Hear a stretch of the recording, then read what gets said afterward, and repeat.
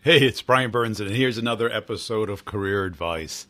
This one is a little controversial and I wanted to share it with you because I get this question all the time on my sales podcast. Is that, Brian, you tell us this thing works or that thing doesn't work. And it's like, well, you know what works and what doesn't work for you. I kind of only explain why it no longer works. So like sales is a lot like a lot of professions that are kind of artistic in some ways, meaning that it's dependent on how you do it, not just that you do it. Like if you're calling somebody, you're emailing somebody, you're networking with somebody, a certain approach works better than others. And what ends up happening is somebody gets good at it, and then all of a sudden everybody does it, copies it, and then it depletes its value. And we see this in marketing as well, especially on social media. And what's crazy is somebody will figure out, a hack, an unknown secret way of doing things. And instead of keeping it to themselves and leveraging it, they go and publish it. Now, this is a cultural thing or a generational thing, and it's nice that they do that, but then everyone starts doing it, and all of a sudden it doesn't work anymore. It's kind of like, weapon, anti-weapon. You have planes that fly at night, and they're in stealth. You can't see them. And then we come up with radar. So now we can see them without visually having to binoculars to see them. And then we have to have radar blocking. And then we have to have this satellites that watch them. So there's always this recounter effort. And you're asking, Brian, where are you going with this? And this is about breaking the rules, which means that we typically have jobs where our managers want us to do the job a certain way. And sometimes that way is the best way. When you work at Starbucks or McDonald's, they've figured out how to make coffee and a hamburger. They've been doing it for 30, 40 years. But when you're doing something that has a little bit more creativity, a little bit more variables, you're dealing with people, like even being a server, that is a very stylish. Are you very friendly, or do you just keep to yourself? Depends on the place. Do you chat it up, or do you just smile and take the order? That's a style thing. And what I get from salespeople all the time is, well, my manager wants to see this number of things, and in this order, and in this time frame. And what am I supposed to do? And I'm like, I hate giving advice there, because if you piss off your manager and you get in trouble, who are you going to blame? You're going to blame me, right? You're not going to blame yourself. We all have to pick the rules that we break. And what I've noticed is, and you've probably noticed, is the people who have the most success in life tend to break the rules a little. And not the law. A rule is kind of like, hey, you know what your manager wants, right? And they typically, let's say they want an 8 performance. They'll describe what a 12 performance is, because they know everyone's going to skip some steps, or that no human being could possibly do the 12 levels in 40 hours a week or 60 hours a week. So they set the expectations high. It's all human interaction. And they are sandbagging, kind of protecting what's real versus what is forecasted to happen, just because things can go wrong. Now, sales is a classic example of this, but every profession has this in a certain way. Let's say you have a delivery date and you're doing something. It's going to take 5 days. Now, if you say 5 days and something goes wrong, you get a new project, you get sick, your car breaks down, you get stuck in traffic, somebody needs your help, the weather gets bad, all kinds of things, and you come in on day 6, you disappointed the person. Now, if you know it takes 5 days, and then you kind of say, well, when do you really need it? Now, they're not going to tell you the day they really need it. They're going to tell you a couple of days before they really need it to give themselves some padding. So this is when I talk about breaking the rules, meaning like give yourself enough time, figure out a way to appear to be a 10 or 11 or maybe even a 12, but doesn't take up all your time. Now, too often what I've seen, certainly in salespeople, they do exactly what the manager wants, but it doesn't work. And guess what the manager does? The manager fires the salesperson. And you can say, well, why? Because they didn't get the outcome that the manager wanted. The manager thinks that doing all these things will get the outcome that they want. And maybe it used to, but things have changed. And this is what I get in sales all the time. And this happens in every field, every professional field. Things have changed. You know, you get technology problems, your computer hangs, it breaks, it crashes, the program gets corrupted. All these mistakes happen. And a lot of them you have no control over. I remember I was doing a project and all of a sudden the power went out on a perfectly clear day. You know, they were doing construction up the street. Now, should I have power backup for my Macintosh? You know, it was a desktop. It wasn't a laptop with a battery. And it's like, oh, well, you can say that, but you get this super powerful machine and they don't put batteries in them. And I guess I could have a backup.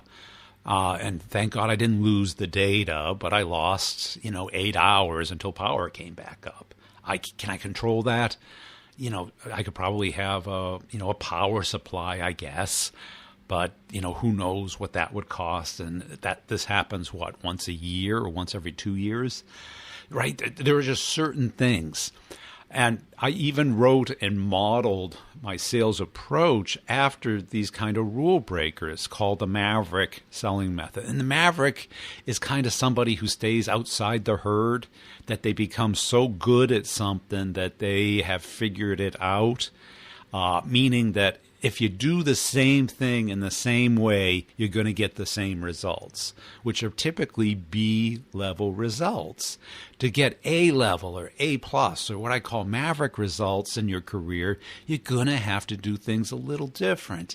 And that's going to rub some people the wrong way sometimes. It is. And only you can make that decision. And you have to own it. And you have to make the choice of how you do it. And I'll give you an example. A long time ago, we had this inside sales manager, and they had a certain number of phone calls quota. And no one cared about quality. All they cared about was the number. And everyone gamed the system. Everyone games the system at every level at every company. I've been on the board of directors of a company, and I could just tell when the CEO was lying. And I'd write these things down, and I wasn't the scribe or the note taker of it. And of course, we go to the next meeting, and I pull out my notes, and I go, "Okay, you said you were going to do this and this." He goes, "Oh, I didn't say that." And I go, "Well, no one took notes, but I wrote it down. You came in 20% short." And no, we changed that in the meet since then. I go, "Well, you didn't tell any of us, and it just happens, right?" And even at the biggest of companies where they say, "Oh, you have to have 300% of your quota in pipeline," and everyone from the VP of sales all the way down to the sales rep intern knew that it was BS, and they just put it into the system, and everyone just kind of believed it. And so you got to kind of understand what are the real rules and what are the rules that you can work around.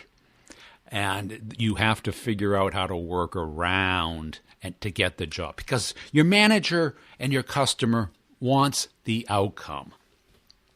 And what happens is if they don't get the outcome, then they start getting judgmental on how you do things. So until you can get the outcome, you kind of got to play their game. Once you can get the outcome, you can kind of play your game. And I got to tell you, a buddy of mine who became sales rep of the year at this company that we had worked together with, he was up there getting the award, and the CEO admitted that this sales rep had never even logged in to the CRM system. So it was like he didn't not only play by the rules, he ignored the rules and did his own. Now, can you do that? Can everyone do that? No.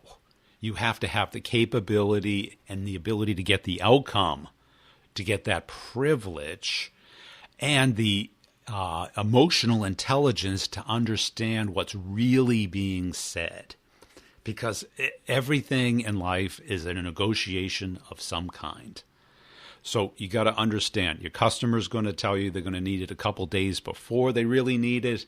You're going to tell them it's going to take a couple of days after you really can deliver it, so that you can exceed expectations and not take these rules as seriously or as rigidly as possible. Maybe explain to your manager that you're getting better results by just changing it a little bit. Can you give me a little bit of leeway, maybe for a month or a week, to see if this would work? It's worked in the past. I want to give it a little shot, maybe. Or, you hate to tell people to make things up, but you're like, sometimes you got to make things up.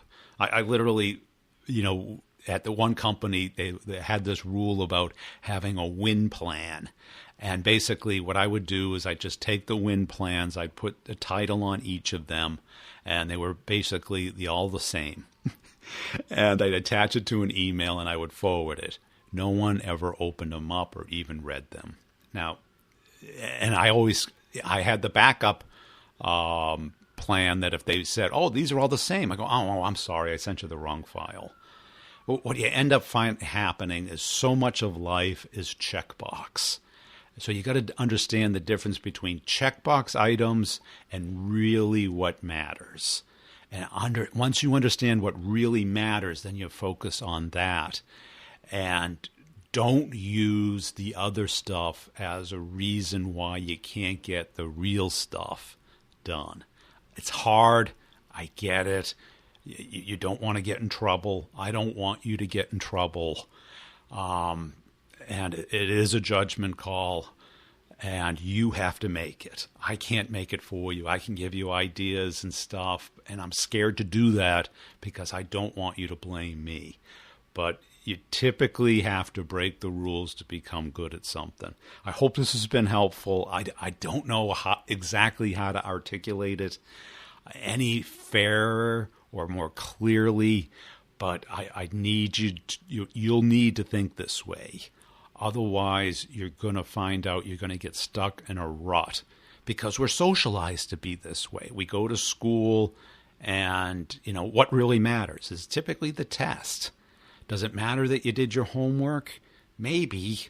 And what does all the smart people do? They figure out, how do you grade? What percentage does this matter? And they work backwards from that.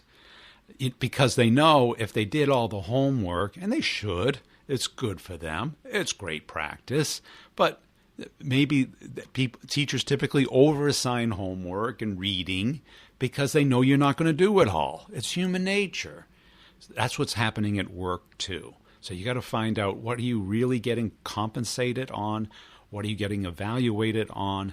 And work towards that, and to work towards the outcome. Hope it's been helpful. Really appreciate you listening. Please tell somebody about the Career Advice Podcast. Connect up with me on LinkedIn.